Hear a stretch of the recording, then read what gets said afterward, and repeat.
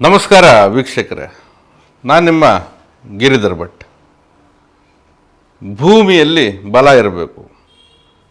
ಸಾಕಷ್ಟು ಸಮಸ್ಯೆಗಳು ಹೇಗಿರ್ತಾವಂತಂದರೆ ಈ ಲ್ಯಾಂಡ್ ಲಿಟಿಗೇಷನ್, ಭೂ ವ್ಯಾಜ್ಯಗಳು ಹೆಚ್ಚಾಗಿ ಬಾಧೆ ಕೊಡುತ್ತೆ.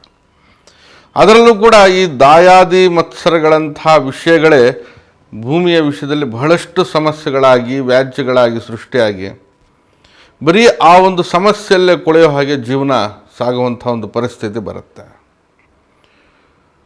ನೋಡಿ, ಒಂದು ಅರ್ಥಗರ್ಭಿತವಾದಂಥ ವಿಷಯ ಇದೆ. ರಾವಣ ತಾನು ಮಹಾಪರಾಕ್ರಮಿ. ತನ್ನ ಕೊನೆ ಗಳಿಗೆಯಲ್ಲಿ ರಾಮನ ಉದ್ದೇಶಿಸಿ ಮಾತಾಡ್ತಾನವನು. ಹೇ ರಾಮ್, ನಾನು ನಿನಗಿಂತ ಬಲವಂತನಾಗಿದ್ದೆ, ಸ್ವರ್ಣನಗರಿ ಲಂಕಾದಂತಹ ಅಧಿಪತಿಯಾಗಿದ್ದೆ, 3 ಲೋಕಗಳನ್ನು ಆಳುವಷ್ಟು ಧೈರ್ಯ ಸಾಮರ್ಥ್ಯ ನನ್ನಲ್ಲಿತ್ತು, ನಿನಗಿಂತ ಎತ್ತರದಲ್ಲಿದ್ದೆ, ನಿನಗಿಂತ ನಾನು ಬಹಳ ಬಲಿಷ್ಠನಾಗಿದ್ದೆ, ನಿನಗಿಂತ ದೊಡ್ಡದಾದಂತಹ ಪರಿವಾರವನ್ನು ಹೊಂದಿದ್ದೆ, 10 ತಲೆಗಳು 20 ಬಾಹುಗಳನ್ನು ಹೊಂದಿರತಕ್ಕಂಥ ನಾನು, ಎಲ್ಲದರಲ್ಲೂ ಕೂಡ ನಾನು ಬಹಳಷ್ಟು ಬಲವಾಗಿದ್ದವನು. ಆದರೂ ಈ ಯುದ್ಧದಲ್ಲಿ ಯಾಕೆ ಸೋತೋದೆ ಗೊತ್ತಾ? ರಾಮ ಕೇಳ್ತಾನೆ, ಏನಕ್ಕೆ ಸೋತೋದೆ ರಾವಣ ಅಂತ.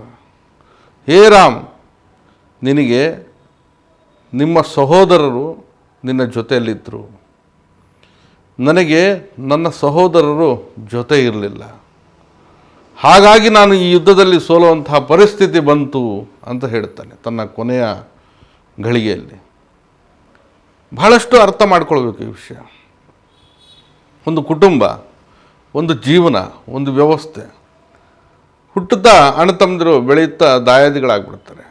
ಮತ್ಸರ, ಈರ್ಷ್ಯೆ, ಯಾರ್ದೋ ಮಾತು, ಯಾರ್ದೋ ವಿಚಾರ, ಅವರವರಲ್ಲೇ ಒಂದು ರೀತಿಯಲ್ಲಿ ಕೋಲಾಹಲ, ಈ 3ನೇ ವ್ಯಕ್ತಿಗಳ ಹಸ್ತಕ್ಷೇಪದಂಥದ್ದು ನಡೆದು ಅವರಲ್ಲೇ ಸಮಸ್ಯೆ ಸೃಷ್ಟಿ ಮಾಡಿ ಅಣ್ಣತಮ್ಮಂದಿರನ್ನ ಬೇರೆ ಮಾಡಿ, ಹಾಗೆ ಇರುವಂತಹ ಒಂದು ತುಂಡು ಭೂಮಿಗೋಸ್ಕರ ಅಲ್ಲಿ ಜಾಗದಲ್ಲಿ ಸಮಸ್ಯೆ ಮಾಡಿಕೊಂಡು ದಿನಂಪ್ರತಿ ವರ್ಷಂಪ್ರತಿ ಆ ಒಂದು ಸಮಸ್ಯೆಯಲ್ಲೇ ಕೊಳೆಯೋ ಹಾಗೆ ಜೀವನ ಅನ್ನೋದನ್ನ ಒಂದು ನರಕಮಯವಾದಂಥ ವ್ಯವಸ್ಥೆಗೆ ತೆಗೆದುಕೊಂಡು ಹೋಗ್ಬಿಡ್ತಾರೆ. ನನ್ನ ಪರಿವಾರ, ನನ್ನ ಸಹೋದರ ತಿಂದರೆ ಆತ ತಿಂತಾನೆ, ಇಲ್ಲ ಹಾಗೆ ಹೀಗೆ, ಅಥವಾ ನ್ಯಾಯಯುತವಾಗಿ ಏನೋ ಒಂದು ಮಾಡಬೇಕು ಅನ್ನೋವಂಥ ಬಿಟ್ಟು ಕೊಡುವಂಥ ಒಂದು ಮನಸ್ಥಿತಿ ಇರೋದಿಲ್ಲ. ಮೋಸ, ದುರುದ್ದೇಶ, ವಂಚನೆ ಇವೆಲ್ಲಗಳನ್ನು ಆತ ಮನಸ್ಸಲ್ಲಿಟ್ಟು ಆ ಜಾಗದಲ್ಲೋ ಜಮೀನಲ್ಲೋ ಭೂಮಿಯಲ್ಲೋ ಸಂಪೂರ್ಣವಾಗಿ ಸಮಸ್ಯೆಗಳನ್ನು ಮಾಡ್ತಾ ಇರ್ತಾನೆ. ಈ ಸಮಸ್ಯೆಗಳಿಂದ ಏನಾಗುತ್ತೆ, ಪ್ರತಿಯೊಬ್ಬ ಈ ಸಮಸ್ಯೆ ಅನುಭವಿಸ್ತಾ ಇರ್ತಕ್ಕಂಥ ವ್ಯಕ್ತಿ ದಿನೇಕವಾಗಿ ಕುಗ್ಗುತ್ತಾನೆ ಹೋಗ್ತಾನೆ. ಅವನಿಗೆ ಬೇರೆ ವಿಚಾರ ಗೊತ್ತಾಗಲ್ಲ, ಬೆಳಿಬೇಕನ್ನೋ ಒಂದು ಮನಸ್ಥಿತಿ ಬರೋದಿಲ್ಲ. ಬೆಳಗ್ಗೆ ಎದ್ದರೆ ಸಾಕು ಇದೇ ಯೋಚನೆ, ಸಂಜೆ ಆದರೂ ಇದೇ ಯೋಚನೆ, ಊಟ ಮಾಡುವಾಗೂ ಇದೇ ಯೋಚನೆ, ನಿದ್ದೆ ಮಾಡುವಾಗೂ ಇದೇ ಯೋಚನೆ. ಹೀಗೆ ಅನ್ಯಾಯ ಆಯಿತು, ಸಮಸ್ಯೆ ಆಗ್ತಾಯಿದೆ, ಜಮೀನು ಹಿಂಗಾಗ್ತಾಯಿದೆ, ಭೂಮಿಯಲ್ಲಿ ಪ್ರಾಬ್ಲಮ್ ಬರ್ತಾಯಿದೆ, ಮತ್ತು ಇದೇ ವಿಚಾರವಾಗಿ ಆತ ನರಳಾಟ, ಮಾನಸಿಕವಾದಂಥ ಹಿಂಸೆ ಇವೆಲ್ಲವನ್ನು ಅನುಭವಿಸುವಂಥ ಒಂದು ಪರಿಸ್ಥಿತಿ ನಿರ್ಮಾಣ ಮಾಡುತ್ತೆ ಇಂಥ ಕ್ಲೇಶಗಳು, ಭೂಮಿ ಕ್ಲೇಶಗಳು. ಈ ಭೂ ಸಂಬಂಧಿತ ವ್ಯಾಜ್ಯಗಳು ಮನುಷ್ಯನನ್ನು ಹೈರಾಣು ಮಾಡುವಂಥದ್ದು ಸತ್ಯವಾದಂಥದ್ದಿದೆ.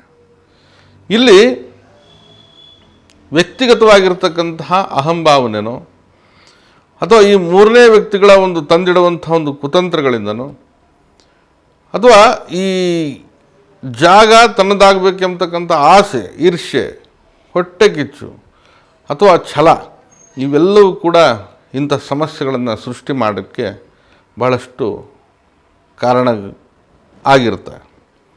ಜೊತೆಗೆ ಏನಪ್ಪ ಅಂತಂದರೆ ಇದು ಅಣ್ಣತಮ್ಮಂದಿರ ವ್ಯಾಜ್ಯಗಳಾಗಿರ್ಬೋದು.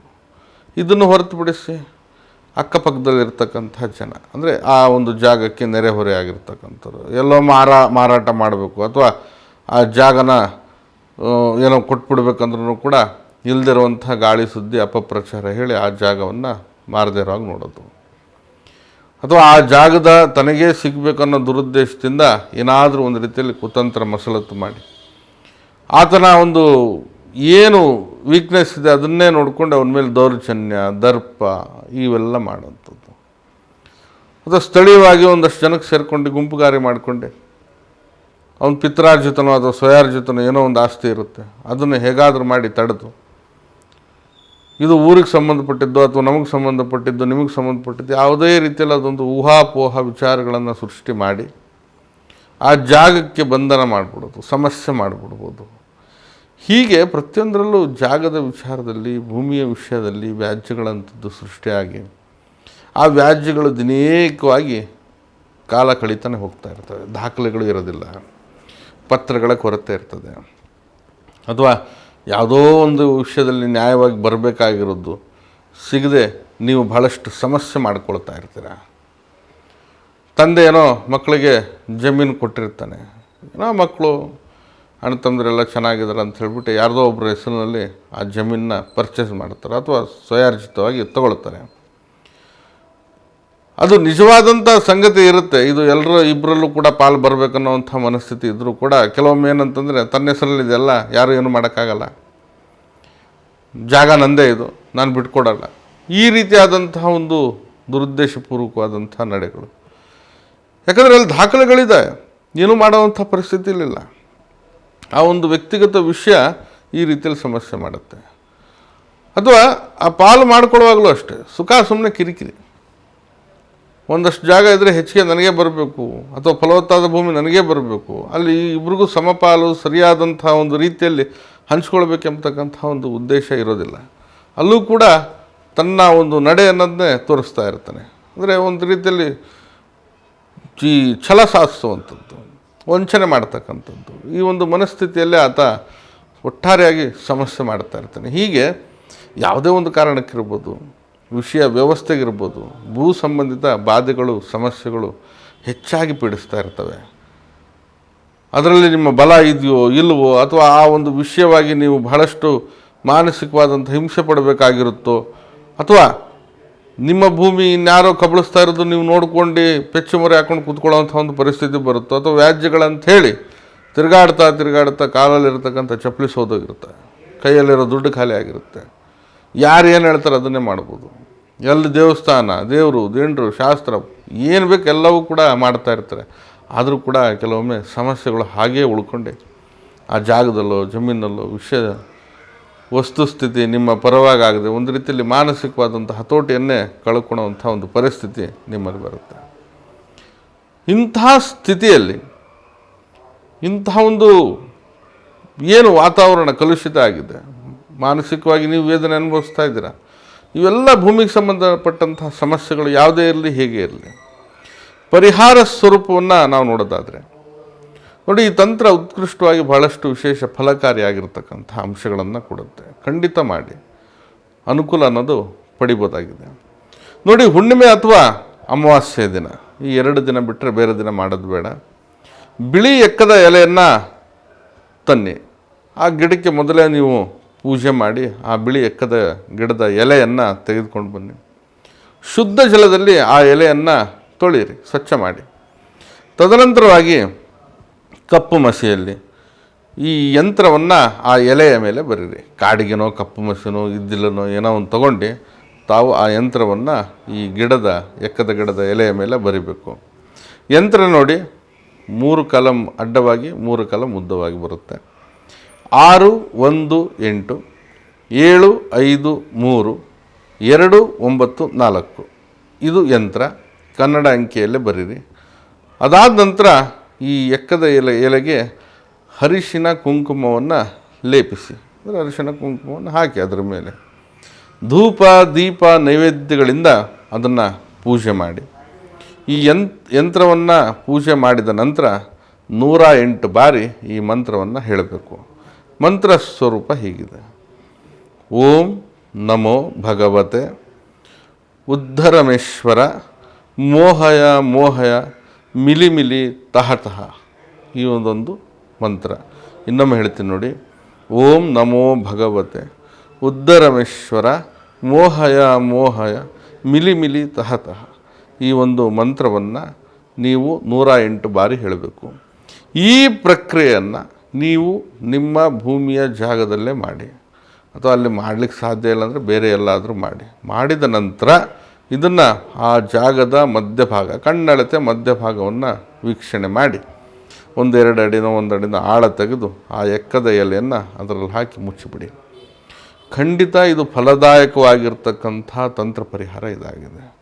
ಸಾಕಷ್ಟು ನೀವು ಈ ಭೂಮಿ ಸಂಬಂಧಿತ ಬಾಧೆಗಳನ್ನು ಅನುಭವಿಸ್ತಾ ಎಲ್ಲೆಲ್ಲೋ ಏನೇನೋ ಮಾಡಿರ್ತೀರ.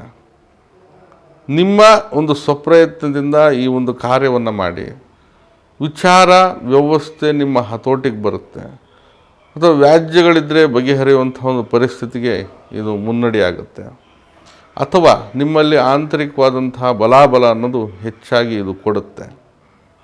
ನೀವು ಗೆಲ್ಲುವಂಥ ಒಂದು ಸಾಮರ್ಥ್ಯ ವೃದ್ಧಿಯಾಗುತ್ತೆ.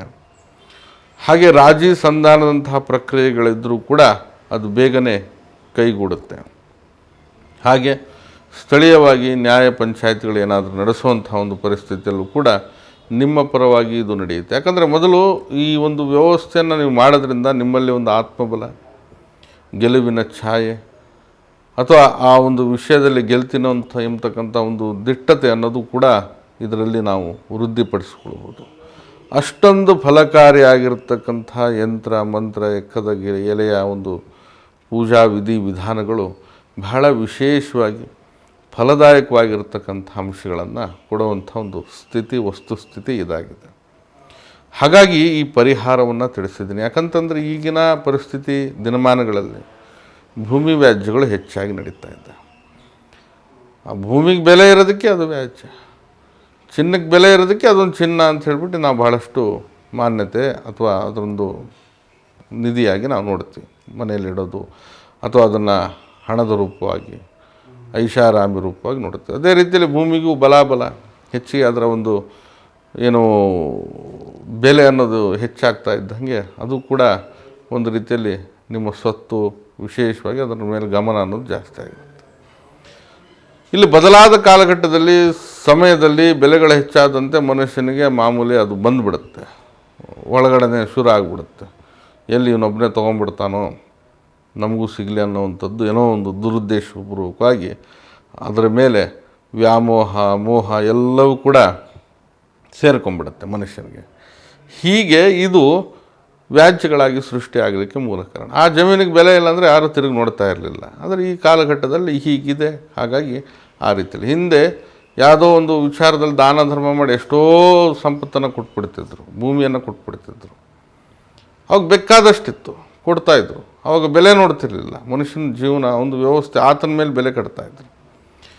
ಆದರೆ ಇವಾಗ ಭೂಮಿಗೆ ಬೆಲೆ ಇದೆ, ಮನುಷ್ಯನಿಗೆ ಬೆಲೆ ಇಲ್ಲ. ಆ ರೀತಿಯಲ್ಲಿ ಪರಿಸ್ಥಿತಿ ತಂದಿಟ್ಟಿದ್ದಾರೆ. ಹಾಗಾಗಿ ಇರಲಿ, ಈ ಒಂದು ಸ್ವತ್ತು, ಆಸ್ತಿ, ಭೂಮಿ, ನೀವು ಅದರಿಂದ ಏನು ಫಲ ಪಡಿತೀರೋ ಇಲ್ವಾ, ನಿಮ್ಮನ್ನು ನಂಬಿರ್ತಕ್ಕಂಥ ಕುಟುಂಬ ಅಥವಾ ನಿಮ್ಮ ಸಂತಾನ, ಸಂತತಿ, ಮುಂದಿನ ಪೀಳಿಗೆ ಅದರಿಂದ ಏನಾರ ಒಂದಾಗಲಿ, ಅಥವಾ ನಿಮ್ಮ ಕಷ್ಟ ಕಾರ್ಪಣ್ಯಗಳು ಕಳೀಲಿಕ್ಕೆ, ಅಥವಾ ನಿಮ್ಮ ಒಂದು ಜೀವನ ಒಂದು ಬದ್ಧತೆಯಿಂದ ಉದ್ಯೋಗ ನೆರವೇರಕ್ಕೂ ಕೂಡ ಇದು ಸಹಾಯಕರ ಆಗಿರುತ್ತೆ. ಯಾಕಂದರೆ ನ್ಯಾಯಯುತವಾಗಿರ್ತಕ್ಕಂಥದ್ದು, ನಿಮಗೆ ಸಿಗುವಂಥದ್ದು, ನಿಮ್ಮದೇ ಆಗಿರ್ತಕ್ಕಂಥದ್ದನ್ನು ಯಾವತ್ತೂ ಬಿಡಬೇಡಿ. ಇನ್ನೊಬ್ಬರು ಭೂಮಿಗೆ ಆಸೆಪಟ್ಟು ಕನ್ನ ಹಾಕ್ಲಿಕ್ಕೆ ಹೋಗಬೇಡಿ, ಇದು ಒಳ್ಳೆಯದಲ್ಲ. ಹಾಗಾಗಿ ಖಂಡಿತ ಈ ಪರಿಹಾರವನ್ನು ಮಾಡಿ ಶುಭ ಫಲಿತಾಂಶ ಪಡೀರಿ. ಶುಭವಾಗಲಿ. ನಾನು ನಿಮ್ಮ ಗಿರಿಧರ್ ಭಟ್. ನಮ್ಮ ಕಚೇರಿ ಅಥವಾ ಮನೆ ಬಂದು ಜ್ಞಾನ ಭಾರತಿ ಯೂನಿವರ್ಸಿಟಿ ಕ್ವಾರ್ಟರ್ಸ್ ಸರ್ಕಲ್ ಬೆಂಗಳೂರಲ್ಲಿದೆ. ಬರೋರು ಮೊದಲೇ ಕರೆ ಮಾಡ್ಕೊಂಡು ಸಮಯವನ್ನು ನಿಗದಿಪಡಿಸ್ಕೊಂಡು ಬನ್ನಿ. ಬರಲಿಕ್ಕೆ ಸಾಧ್ಯ ಆಗಿಲ್ಲ ಅಂತಂದರೆ ಈ ಕೆಳಗಡೆ ಕಾಣ್ತಾ ಇರತಕ್ಕಂಥ ಮೊಬೈಲ್ ನಂಬರ್ಗೆ ಕರೆ ಮಾಡಿ ಮುಕ್ತವಾಗಿ ಸಮಾಲೋಚನೆ ಕೂಡ ಮಾಡ್ಬೋದು. ಶುಭವಾಗಲಿ. ನಮಸ್ಕಾರ.